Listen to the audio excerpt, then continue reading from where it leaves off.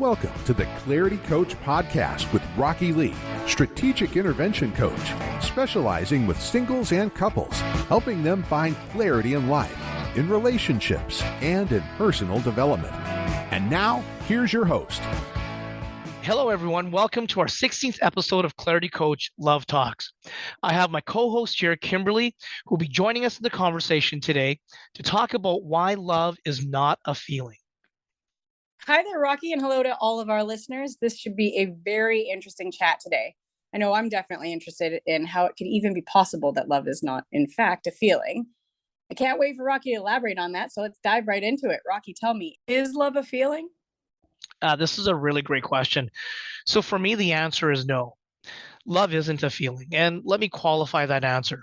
I think that in our culture, we confuse the difference between being loving with love. We think that these two things are synonymous. So most of the times when we talk about love as a feeling, we're actually referencing words like admiration, lust, desire, longing, want, caring, gentle, compassionate. So these are the types of emotions that we can feel when we're talking about being loved. Now, here's where the rub is. Feelings do come and go.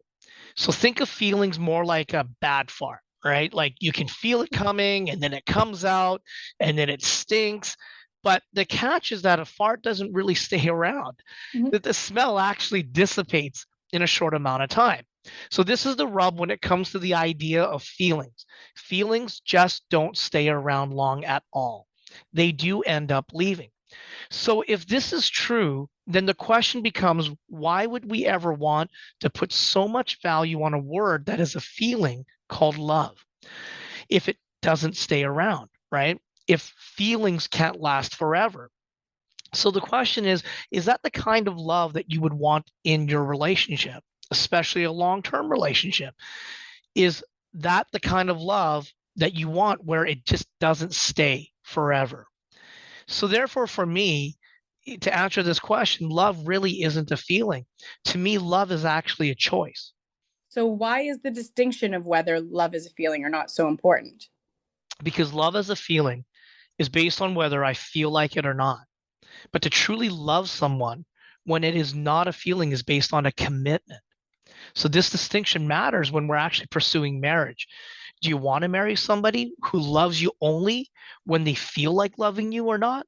Or would you rather marry someone who makes a decision to love you through a commitment, regardless of whether or not they feel like it or not? So when we can't distinguish the difference between being loving, which is a feeling, versus real love, which is a choice, we run into all sorts of confusion.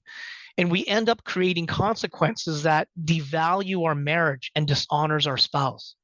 Interesting. So it's almost like love as a feeling is like without the effort. That's what it sounds like you're. That's right. Yeah. Okay. So what do you say when someone says to you, I want to love my partner. I want that to be organic. It should just happen. I shouldn't have to work for it, to do something to create it. What do you say to that? Yeah, I hear this all the time. And here's a perfect example of how we make love a feeling and how it brings confusion. See, true love is never organic. Like that whole concept doesn't really, it doesn't really work in what love is about. And really, it's because love takes action. It takes real intention. So here's kind of what I would say about it. Like think about the first time you started dating your partner. And I know that for me, when I started dating my wife, when we just first met and started to fall in love, man, it took real action. It took real intention to be able to call her up, ask her out on a date. And then it took even more intention on my part, like real intention, that when I showed up on my date, that I would look my best, I would dress my best, and more importantly, that I would treat her the very best. Now, we do all of this because we never take that person that we're dating for granted.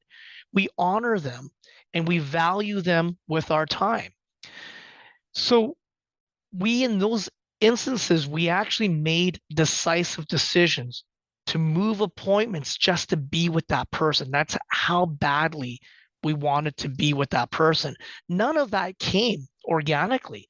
I made those decisions to move appointments or cancel appointments or to get out of things with my friends because I really wanted to be with her. So for me, love is a feeling. In this question here, it really goes against everything that we would have naturally done in our first dating process, which is just to be intentional. So our relationship or our marriage is the exact same thing. It takes real intention and action, and that to me would be true love. So, how about for people who say, I know I'm in love when I feel it, and it should stay for the one I truly love? Like those feelings shouldn't go away because if I truly love them, then that's a quote unquote feeling that sticks around no matter what. Yeah, I get this asked of me all the time, and I guess my simple way of saying is that when I hear people say that, what they're really trying to say is that I'm actually determined to leave this relationship already. I really don't want to be committed to it because I don't feel it and I don't want to give more to it. And that's for me the tension with this one is that when we make love a feeling, it gives us all sorts of room to make excuses to not commit, to not work on our lives, and to not work through problems that I might be facing with my partner. Interesting. Okay. So, true love, this, I know a lot of people think this. It's like an ultimatum kind of. So, true love is when I love someone and they have to love me back. Yeah, I love this question. So, yes, the need for a guaranteed love. So here's my big answer for this one. When you look at the things that we are guaranteed in life, getting back love as a reciprocal value was never a guarantee. Hmm. So I'm never actually guaranteed that my wife will love me. What I am guaranteed in life is that I have every opportunity every day to love her. So for me, when I make love a feeling, that's how I reposition love. It becomes more of a transactional thing, like a conditional thing, where it's kind of like, hey, if I love you this much, therefore you must actually love me back the same way. So now the problem is I'm not actually encountering unconditional love because I've made love just a selfish issue. I've made it all about me and what I get. So real love works on the platform where it's all about giving. And so that's kind of where people get stuck on this is that there is no guarantee in love. Love is actually meant to be just an act that I'm constantly giving as a stream. So maybe the best way to put it is think of love as like a river, and a Mhm. river only flows one direction. It never flows two different ways. It only flows one direction. So if love comes out of the core of my being, it's flowing out constantly towards people. But if I choose to feel that love, or actually, let me frame it this way, if that love that's flowing out of me like a river in one direction, if it feels like it's stopped, it's actually not because of anybody else that stopped it. It's because I've chosen to stop it. So that's why for me, love just has to be a flowing process, and it is never a guaranteed That thing. gives like a lot of animal. I think a lot of people can probably relate to that. That I know in relationships and my friends' relationships and things like that, that gives people animosity in their relationship when they expect that. Like, I've done this for you, I've given you this love in this way and shown you, like, say somebody cooks a lot, right? Yeah. I do this for you, you don't do this for me, therefore you don't love me as much. Like, it almost makes it competitive. It does, and I mean, so I'm gonna take a leap, and I'm gonna say this. So this is gonna be an offensive word for people, but I will qualify it. So when we make love a process of a guarantee, this is actually prostitution. Hmm. And so when we think about what prostitution is in our common language, in our world, prostitution is being linked to, say, a sexual act. But really, prostitution isn't about that. Prostitution is just really about an exchange of service based on a guarantee. But the premise is that I don't have to care about what you need. Mhm. So I'm paying you for a service, but I don't really care how you think or feel. Mm. And so when we make love like a demanded process of like, I need a guarantee that you're going to love me back, this is actually about prostitution. It's about me saying, I'm going to love you to this percentage. Therefore, you must love me back this way. I'm entitled to that, whether you like it or not. Interesting. Yeah. And that's sort of where validation comes into, like, people needing to feel validated by the other person's actions. But that's a conversation for another time. It is. That's actually next episode, actually. You mentioned before there are consequences of believing love is a feeling in relationships. Can you help us understand what those consequences are? Absolutely. So to summarize, here are some basic things that are consequences when we do make love a feeling when we're already in a relationship. So number one, we struggle with trusting our partner. So our feelings make it daunting, or in some cases impossible, for us to trust our partner. Number two, we struggle with commitment and what that looks like in everyday life. And when we struggle with commitment, we end up removing accountability for ourselves in what we are doing to make the marriage or the relationship not enjoyable. Number three, we end up making the relationship or marriage all about me and what I get out of it and what I need to feel. And I don't even take into consideration what my partner needs or is feeling. Number four, most importantly, when we make love a feeling, we end up denying ourselves the ability to truly experience unconditional love. And because when we make love a feeling, we can only ever experience conditional love. And number five, it's my experience with my clients that when people make love a feeling, all the negative thoughts and beliefs that they hear themselves say, like, I'm not good enough, it gets louder in our heads. Our insecurities get triggered to a higher state because of that. Interesting. That's very good advice for sure. I can see we are actually up against a commercial break, though. So if our listeners would like to hang tight, we'll be back after this very short break. More with Rockie Lee, strategic intervention coach and host of the Clarity Coach podcast after this.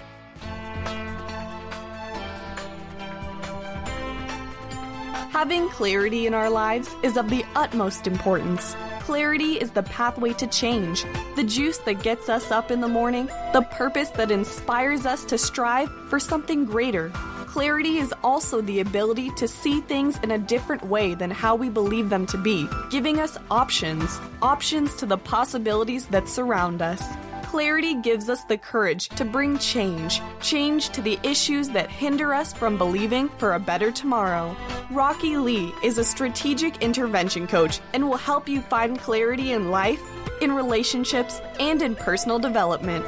For more information on Clarity Coach workshops or to book a coaching session with Rockie Lee, call us at 778-883-7203. That's 778-883-7203. Or visit us online at www.claritycoach.ca/bookings. That's www.claritycoach.ca/bookings.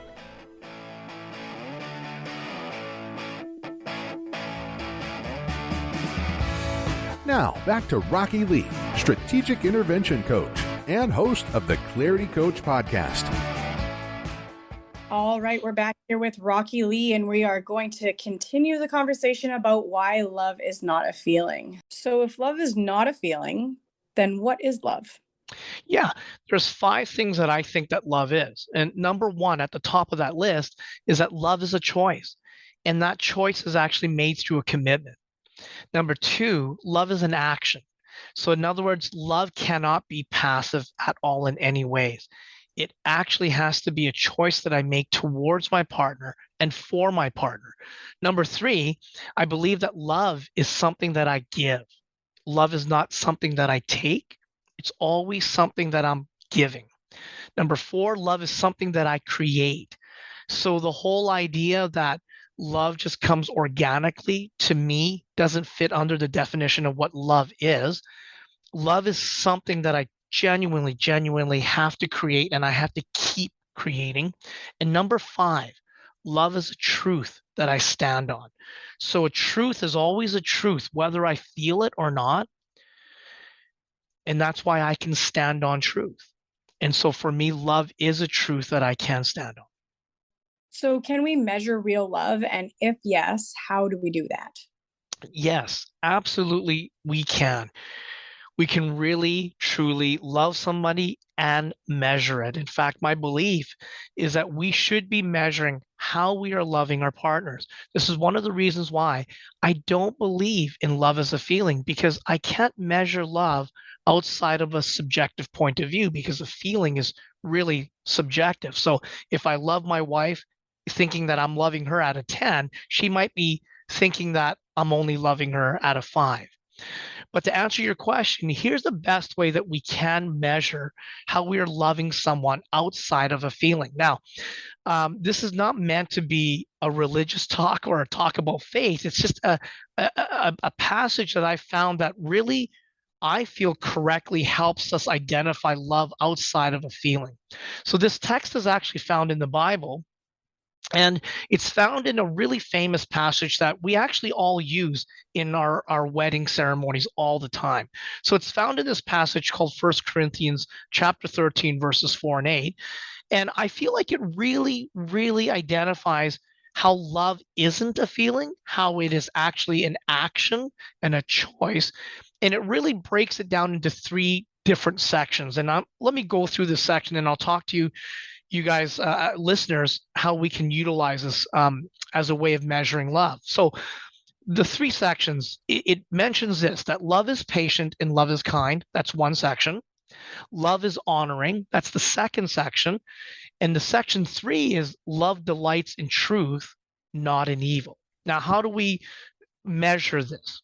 Well, what's great about this passage is that when it describes each of these 3 sections, it really gives practical ways of going about doing it. So, for example, in section 1, where it says love is patient and love is kind, here's 3 ways that you can actually do that. Don't be envious. In other words, don't be jealous. Don't brag. And don't be proud. In other words, don't be arrogant in such a way that you're going to put somebody down. So now the second section is love is honoring. So how do we love somebody in honoring them? Well, here's 3 different ways. Don't be selfish or self-centered. Don't be easily angered. And do not keep records of wrongs. In other words, forgive. Now, in the third section, it says that love delights in truth. So here's a couple of different ways that we can delight in truth. That love always protects. Love always trusts. Love always hopes. Love always perseveres.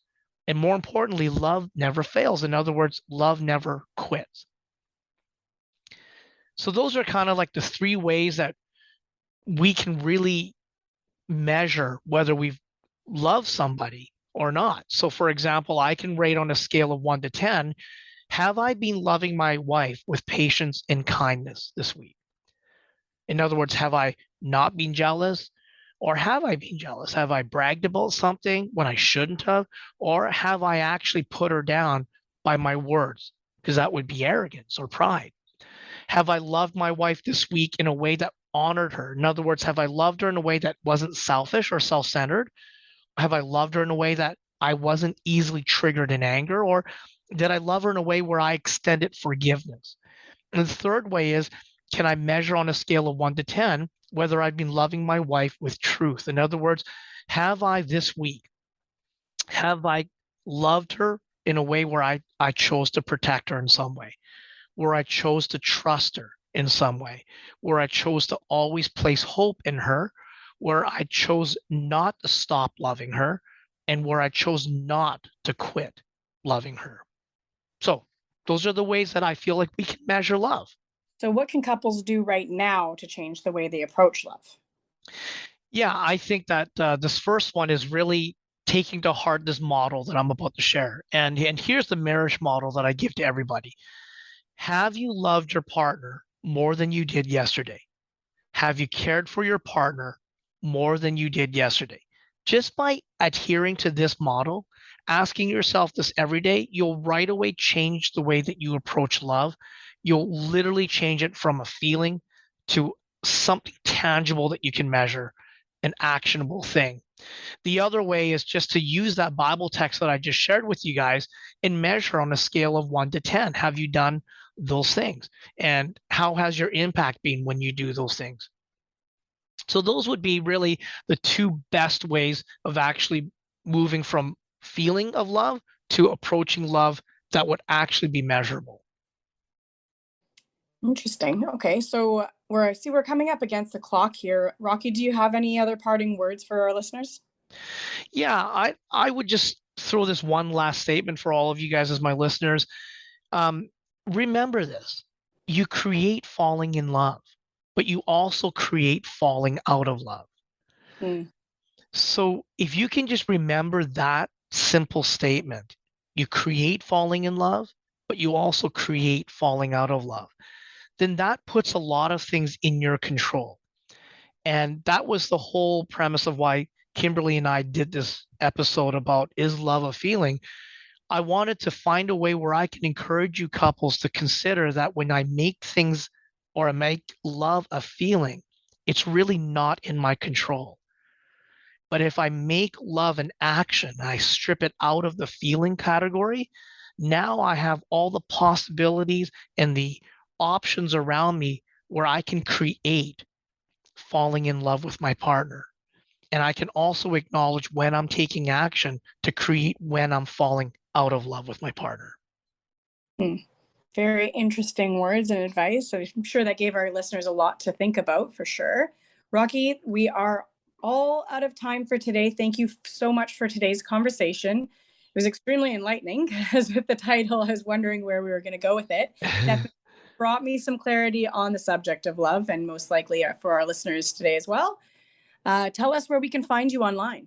All right. If you'd like more information about what I do and how I work with couples or singles, you can always reach me here at claritycoach.ca/love talks. So once again, that's claritycoach.ca/love talks. And you can always send me an email or reach out to me by phone just right off my website. Rocky, thanks again. And thanks again to all our listeners. We'll catch you on the next episode of Love Talks, where Rocky talks about expectations and how it is the root of all disconnection. Don't forget to like, subscribe, and share this episode, and get in touch with Rocky anytime for a free consultation at claritycoach.ca. Thanks for listening to the Clarity Coach Podcast with Rockie Lee, Strategic Intervention Coach. If you have any questions regarding Clarity Coach or the Clarity Coach workshops, please call us at 778-883-7203. That's 778-883-7203. And visit us online at www.claritycoach.ca. That's www.claritycoach.ca.